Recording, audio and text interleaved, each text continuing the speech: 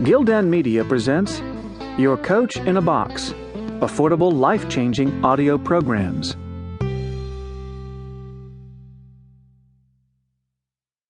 Built to Sell. Creating a business that can thrive without you. Written by John Warrillow. Read by Eric Sinistvet.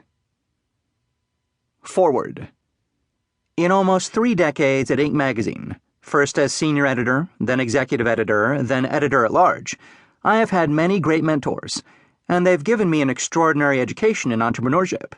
Among the many things I've learned from them has been the fundamental paradox that lies at the heart of company building, at least as it is practiced by the smartest entrepreneurs.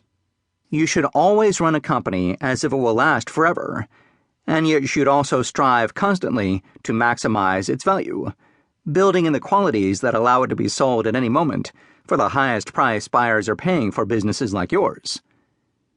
That's the philosophy of Jack Stack, the co-founder and CEO of SRC Holdings Corporation in Springfield, Missouri, with whom I have written 2 books, The Great Game of Business and A Stake in the Outcome, that explore the mechanisms he and his colleagues have used to create such an enterprise.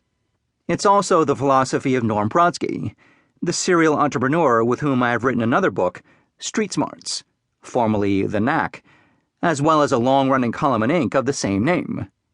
And it's the philosophy of John Warrillow. John, in fact, refers to this approach as having an option strategy as opposed to an exit strategy.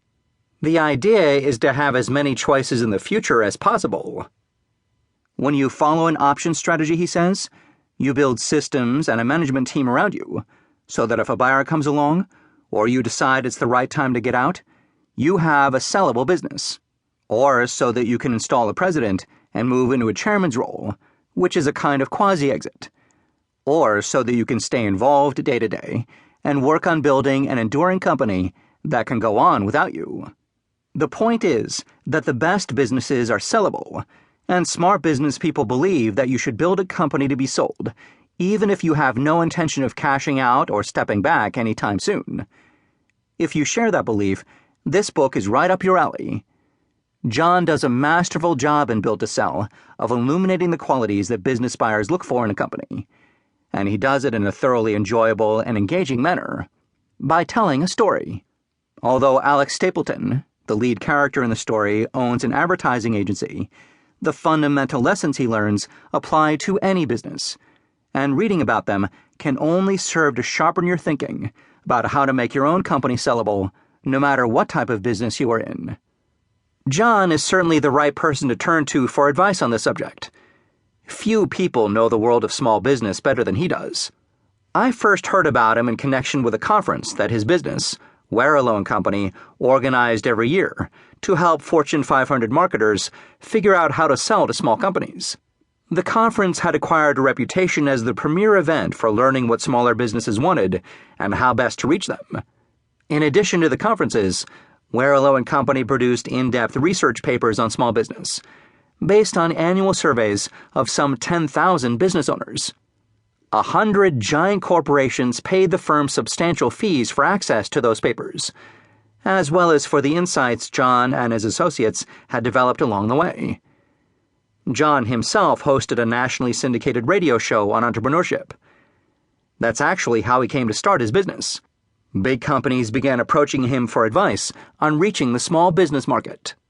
He went on to sell Warrillow & Company in 2008, which he couldn't have done without building a company that could continue to thrive without him. And that's why this book is so good. John Warrillow has studied entrepreneurs. He's interviewed hundreds of them on the radio. He's built his own company around the small business market, and he's sold that business to someone else. If you want to find out what it really takes to build a sellable business, it's always best to listen first to someone who has done it himself. John Warrillow is your man. Bo Burlingham, editor-at-large, Inc. magazine, and author of Small Giants, Companies That Choose to Be Great Instead of Big. Preface. This book